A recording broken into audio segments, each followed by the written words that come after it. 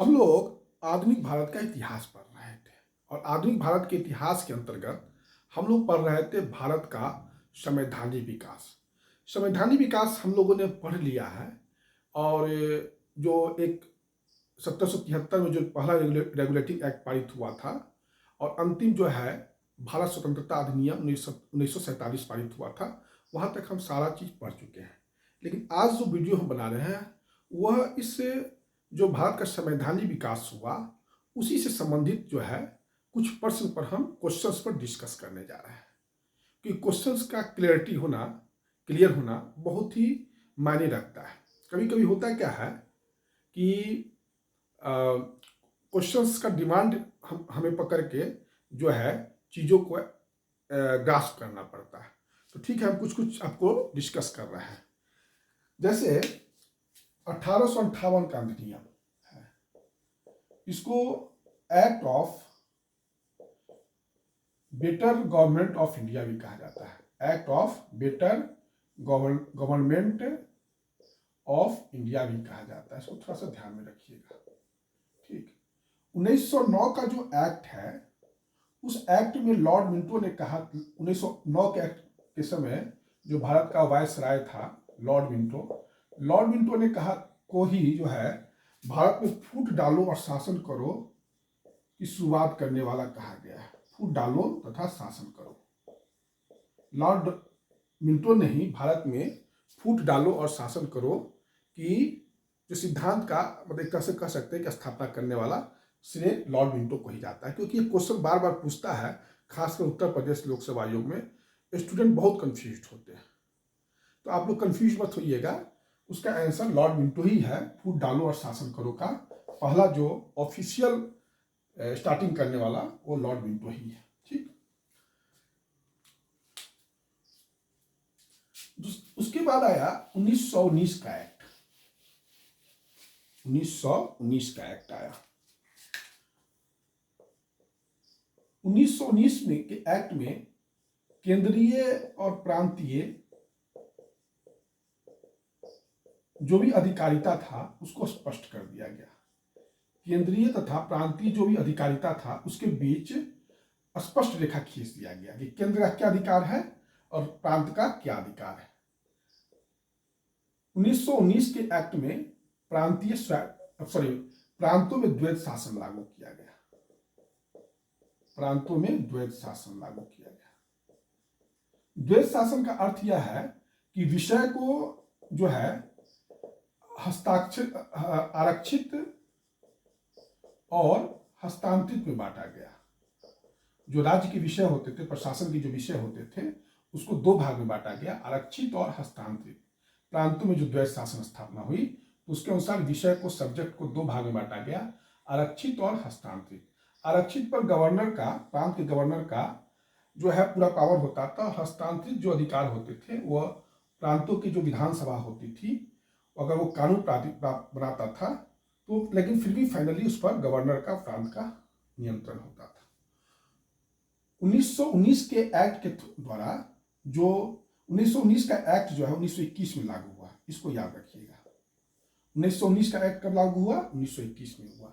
1919 के एक्ट के पहले 20 अगस्त 1917 को भारत सचिव मॉन्टेग्यू ने एक स्पष्ट घोषणा किया कि भारत में के प्रांतों में उत्तरदायी सरकार की स्थापना की जाएगी, लेकिन वह व्यवहार में सफल नहीं हो सका। तो जो 1919 का एक्ट है वह, उसका मुख्य प्रावधान यही है कि उत्तरदायी शासन की स्थापना करना। और 1919 का एक्ट जो है 1921 में लागू हुआ और उसके आधार पर जो है चुनाव हुआ 1900 केंद्रीय विधानसभा का, वो पहला चुनाव हुआ 1923 में, उसके बाद हुआ 1926 में, उसके बाद हुआ 1930 में, उसके बाद हुआ 1934 में केंद्रीय विधानसभा का चुनाव, और लास्ट में हुआ 1945 में। केंद्रीय विधानसभा का चुनाव 1919 के एक्ट के द्वारा हुआ। पहला 1919 का एक्ट लागू कब हुआ? तो 1921 में लागू हुआ, और 1919 के एक्ट के द्वारा ही पहला केंद्रीय विधान परिषद का जो इलेक्शन हुआ, उसका इलेक्शन हुआ 1923 में, दूसरा 1926 में, तीसरा जो है 1930 में, चौथा 1934 में और पांचवा 1945 में। जब एक चीज यहाँ पे मैं क्लियर कर देता हूँ कि 1935 का जो अधिनियम लागू किया गया, तो 1935 के अधिनियम के द्वारा जो है केंद्र में जो है द्वैध शासन तो लागू कर दिया गया और प्रांतीय स्वायत्तता तो लागू कर दी गई, लेकिन हुआ यह कि जो अखिल भारतीय संघ की स्थापना का जो प्रावधान था वो लागू नहीं हुआ केंद्र में। तो जब लागू नहीं हुआ तो चुनाव कैसे होता? तो इसलिए जो है जो इलेक्शन हुआ 1945 का, वह इलेक्शन 1919 के प्रावधान पर ही हुआ और 1935 के एक्ट के द्वारा जो है प्रांत में जो चुनाव हुआ वह 1937 में हुआ। और 1935 का जो एक्ट था वो सबसे निरंकुश एक्ट था। कैसा एक्ट था? सबसे निरंकुश एक्ट था। और इसका जो आलोचना है भारतीय राष्ट्रीय कांग्रेस अपने 1936 के जो वार्षिक अधिवेशन हुआ था लखनऊ में, और ये हुआ था आपको कहाँ? लखनऊ में हुआ था। कौन किए थे? जवाहरलाल नेहरू ने। जवाहरलाल नेहरू ने इन्होंने मतलब जो है 1936 का जो एक्ट, 1935 के एक्ट का आलोचना किया था। और 1935 के एक्ट पर पहला जो प्रांतीय जो चुनाव हुआ था वो वर्ष 1937 में हुआ था और केंद्रीय विधानसभा का चुनाव 1919 के एक्ट के द्वारा ही होता रहा। तो ये थोड़ा सा ध्यान में रखिएगा, थोड़ा सा हल्का सा डिफरेंस है, इसको ध्यान में रखना होगा।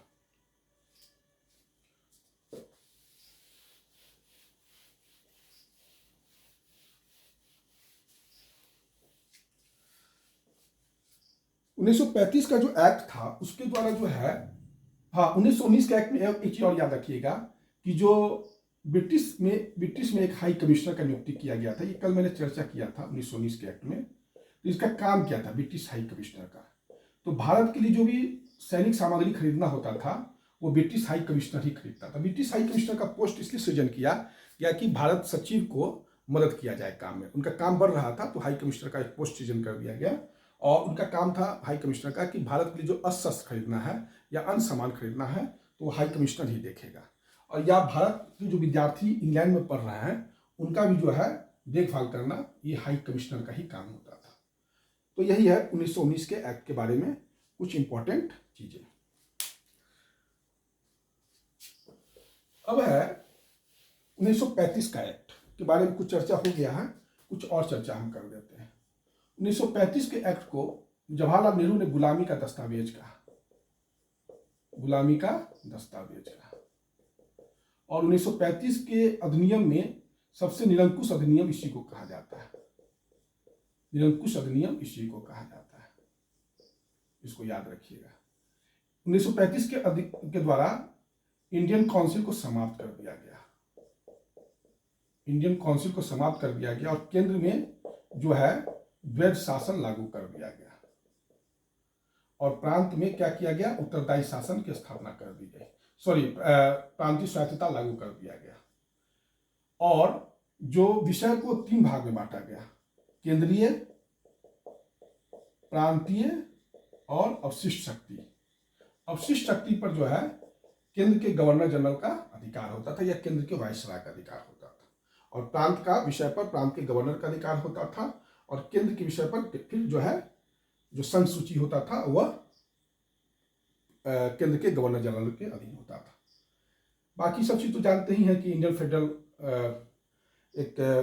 न्यायालय का स्थापना किया गया। इस चर्चा फिर से दोबारा करने से कोई यहाँ पर फायदा नहीं है। तो यही है 1935 का अधिनियम।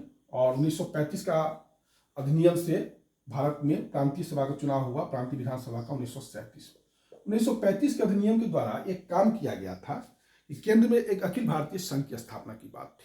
और वो संघ का निर्माण कैसे होगा? तो प्रांतीय जो ब्रिटिश प्रांत है और जो देसी रियासत है, तो देसी रियासत को जो है यहाँ पर सीट रिजर्व किया गया था। जैसे राज्य परिषद जो उचित उप सदन था, राज्य परिषद ये जो है ऊपरी सदन होता था, जैसे आज का राज्यसभा है, इसमें 260 सीट था, तो 104 सीट जो है देसी रियासत को दिया गया था।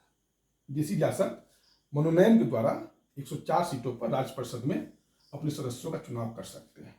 और जो निम्न सदन था, जो आज का लोकसभा है, जिसको विधान परिषद भी कहा जाता था, उसमें एक 375 सीट में 125 सीट दे दिया गया था देसी रियासत को। राज्य परिषद जो ऊपरी सदन होता था, केंद्र में द्वैध शासन था, तो केंद्र में 2 सदन था, एक ऊपरी सदन जिसको राज्य परिषद भी कहा जाता था, उसमें कुल 260 सीट था, 260। उसमें 104 सीट देसी रियासत को दिया गया था। देसी रियासत के शासक उसको मनोनयन के द्वारा चुन सकते थे। और जो निम्न सदन था, जिसको विधान परिषद भी कहा जाता था, जो आजकल लोकसभा है, उसमें 375 सीट था। उसमें देसी रियासत को 125 सीट दिया गया। वो मनोनयन के द्वारा देसी रियासत वहां पर अपने सदस्य भेज सकते थे।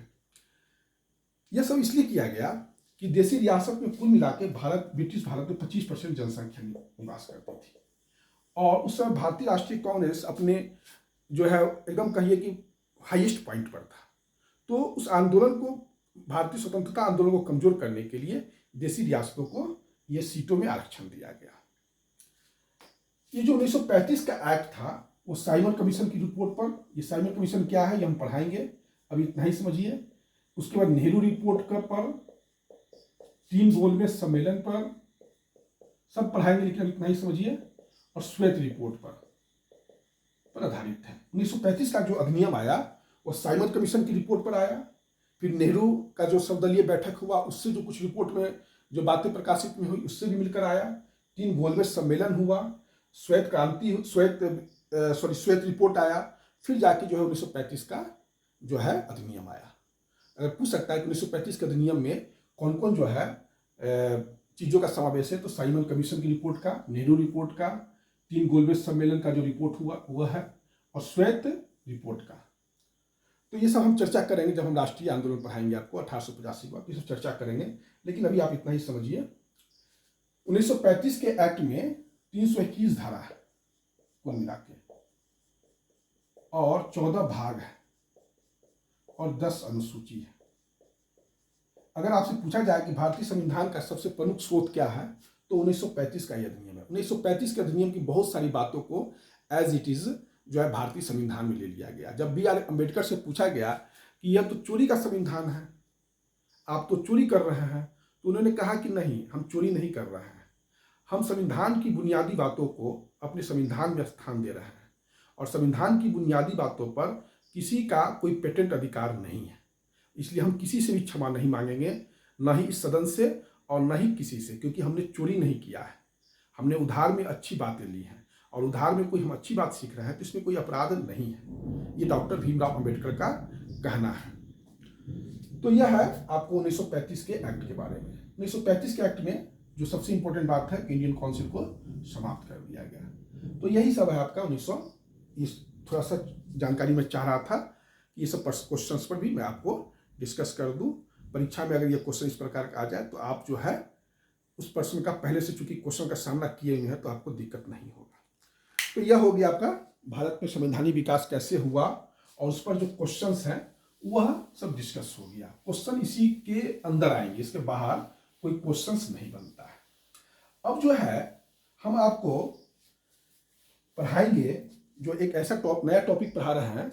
इसमें यह है कि आप देखते होंगे कि कभी किताब पढ़ते होंगे मॉडर्न हिस्ट्री के, तो बंगाल का गवर्नर लिखा हुआ है, फिर बंगाल का गवर्नर जनरल लिखा हुआ है, फिर जो है भारत का गवर्नर जनरल लिखा हुआ है, फिर वायसराय लिखा हुआ है, फिर लिखा हुआ है गवर्नर जनरल। तो ये सब है क्या? तो हम वही आज पहला टॉपिक हम आपका डिस्कस कर रहे हैं, बंगाल का गवर्नर। बंगाल का गवर्नर, देखिए बंगाल का गवर्नर बताने से पहले मैं आपको एक चीज बताना चाहता हूं कि 1772 से पहले, 1772 से पहले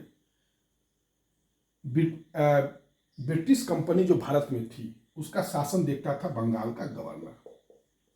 बात को समझिए, बंगाल का गवर्नर 1772 से पहले जो भी था ना वो बंगाल का गवर्नर था, वही ब्रिटिश का शासन देखता था। तो बंगाल जो है एक तरह से कह सकते हैं कि प्लासी के युद्ध में रॉबर्ट क्लाइव ने जीता था। प्लासी का जो युद्ध हुआ था जो मैंने बताया है उसको रॉबर्ट क्लाइव ने जीता था। तो प्लासी का युद्ध हुआ था 1757 में, और बंगाल पर 1757 में ही जो है आप कह सकते हैं कि वास्तविक रूप से बंगाल पर जो है विजय यहीं से 1757 से शुरू हो जाता है। तो रॉबर्ट क्लाइव जब प्लासी का युद्ध हो गया तो उसके बाद बंगाल का पहला गवर्नर बने 1757 में।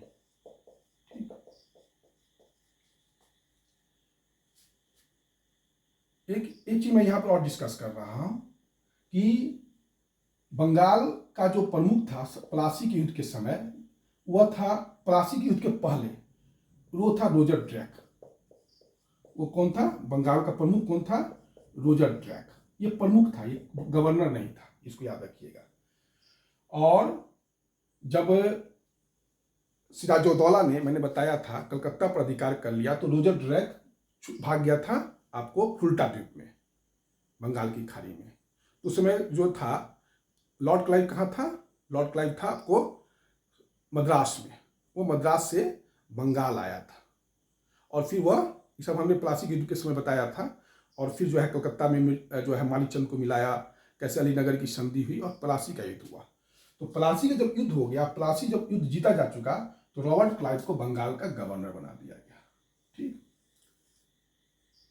और रॉबर्ट क्लाइव बंगाल का जो गवर्नर जो है, अब ब्रिटिश कंपनी का शासन देखता था। और यह 1757 से लेके आप कह सकते हैं कि 1772 तक था बंगाल का गवर्नर। फिर 1773 में मैंने कल चर्चा किया था कि अधिनियम आया था, रेगुलेटिंग एक्ट आया था। 1773 के अधिनियम के द्वारा बंगाल के गवर्नर को जो है बंगाल का गवर्नर जनरल कहा जाने लगा। बंगाल का गवर्नर जनरल कहा जाने लगा। तो 1704 तो बंगाल का अंतिम गवर्नर मैंने बताया था वारेन हेस्टिंग्स है, और बंगाल का पहला गवर्नर जनरल भी वारेन हेस्टिंग्स है। फिर 1833 का एक्ट आया और बंगाल के गवर्नर जनरल को अब भारत का गवर्नर जनरल बना दिया गया। तो भारत का अंतिम गवर्नर, बंगाल का अंतिम गवर्नर जनरल हमने लॉर्ड विलियम बेंटिक बताया था, और भारत का पहला governor general Lord William Bentinck बताया था। फिर 1858 का अधिनियम आया और अब जो है गवर्नर जनरल का पोस्ट समाप्त करके वायसराय का पोस्ट लाया गया। तो भारत का अंतिम गवर्नर जनरल हो गया आपको लॉर्ड कैनिंग, और भारत का पहला वायसराय कौन हो गया? Lord Canning. ये 1858 से फिर चला वायसराय का पोस्ट, और 1935 में फिर वायसराय को समाप्त करके भारत का गवर्नर जनरल कर दिया गया। ये थोड़ा सा ध्यान में रखिएगा। अब हम लोग जो टॉपिक कर रहे हैं एक एक करके चर्चा करेंगे। पहले बंगाल का गवर्नर पढ़ाएंगे, फिर बंगाल का गवर्नर जनरल पढ़ाएंगे, फिर जो है भारत का गवर्नर जनरल पढ़ाएंगे, और फिर भारत का वायसराय पढ़ाएंगे, और फिर भारत का गवर्नर जनरल पढ़ाएंगे। तो अभी जो पहला टॉपिक है वह है बंगाल का गवर्नर।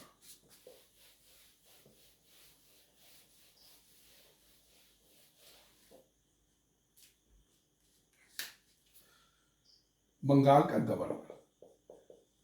प्लासी के युद्ध के पहले बंगाल का प्रमुख था रोजर ड्रैक। ये सब चर्चा हो चुका है, ठीक। और उस समय क्लाइव था मद्रास में। मद्रास में जो है क्लाइव ने एक इंपॉर्टेंट किला जीता था, अर्काट का किला। अर्काट का किला पढ़ाए होंगे, अर्काट का किला ये कर्नाटक की राजधानी है। तो अर्काट का किला जीता था। जब इस अर्काट के किला को जीता तो रॉबर्ट क्लाइव की जो है काफी प्रशंसा होने लगा, और ये उसमें सैनिक प्रतिभा का गुण दिखाई पड़ने लगा। जब 1757 में जब बंगाल के नवाब सिराजुद्दौला ने कलकत्ता पर अधिकार कर लिया, तो क्लाइव जो है पहुंचा बंगाल, और बंगाल में उसने प्लासी के युद्ध के मैदान में बंगाल के नवाब को हरा दिया। जब बंगाल के नवाब को हरा दिया तो उसको बंगाल का गवर्नर बना दिया गया, रॉबर्ट क्लाइव को, ठीक। रॉबर्ट क्लाइव को ही जो है बंगाल में ब्रिटिश शासन की स्थापना या भारत में ब्रिटिश शासन की स्थापना का श्रेय जाता है। मैंने बताया कि 1754 में उसने अर्काट के किले को जीता, तो उसका जो है सैनिक प्रतिभा की बहुत प्रशंसा होने लगी।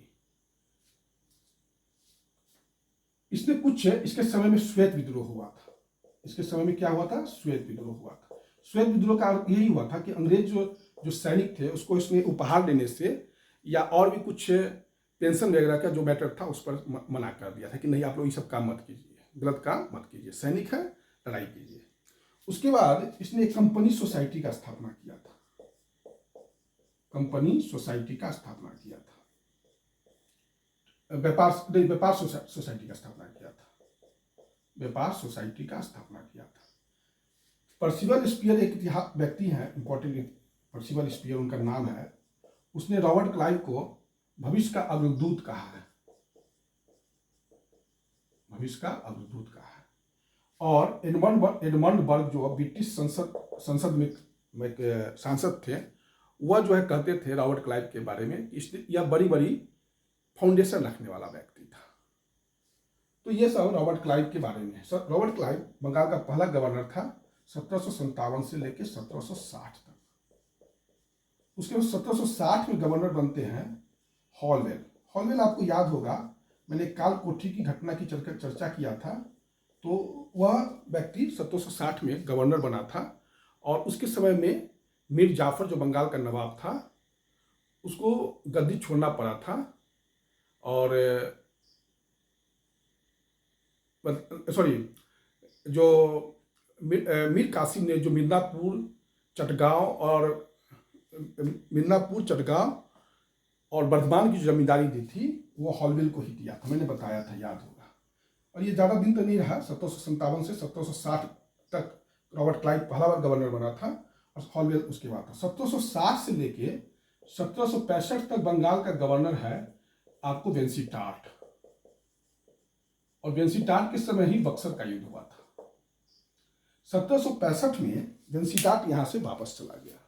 फिर रॉबर्ट क्लाइव जो है दूसरी बार बंगाल का गवर्नर जनरल बनकर आता है। दूसरी बार रॉबर्ट क्लाइव बंगाल का गवर्नर जनरल बनकर आता है। 3 मई 1765 को वो आता है और 1767 तक वह बंगाल का गवर्नर रहता है। इस समय जो आया 3 मई 1765 को, तो 12 अगस्त 1765 को उसने इलाहाबाद की पहली संधि किया। फिर 16 अगस्त 1765 को इलाहाबाद की दूसरी संधि किया और बंगाल में द्वैत शासन का स्थापना किया। द्वैत शासन का बंगाल में स्थापना करने का श्रेय रॉबर्ट क्लाइव को ही जाता है।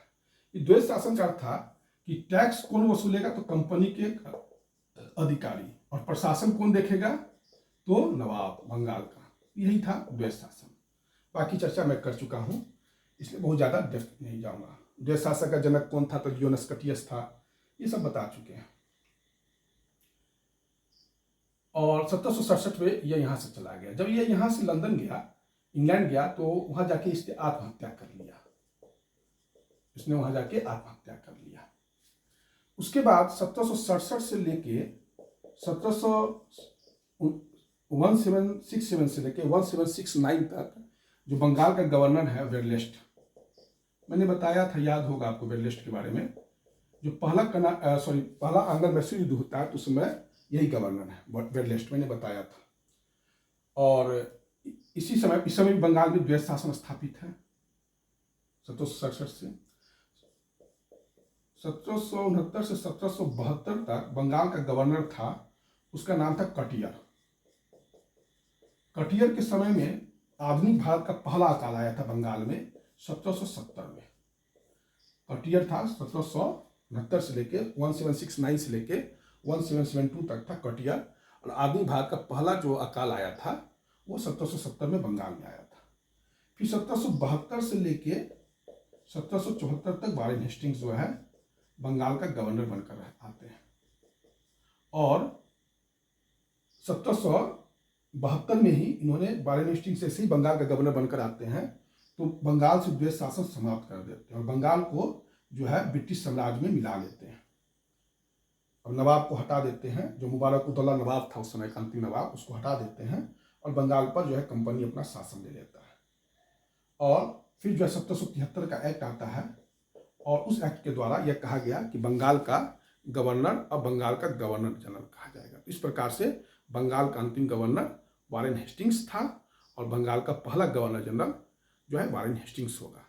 अब हम लोग दूसरे वीडियो में बंगाल के गवर्नर जनरल के बारे में पढ़ेंगे। धन्यवाद। इसी के साथ मैं ये वीडियो समाप्त कर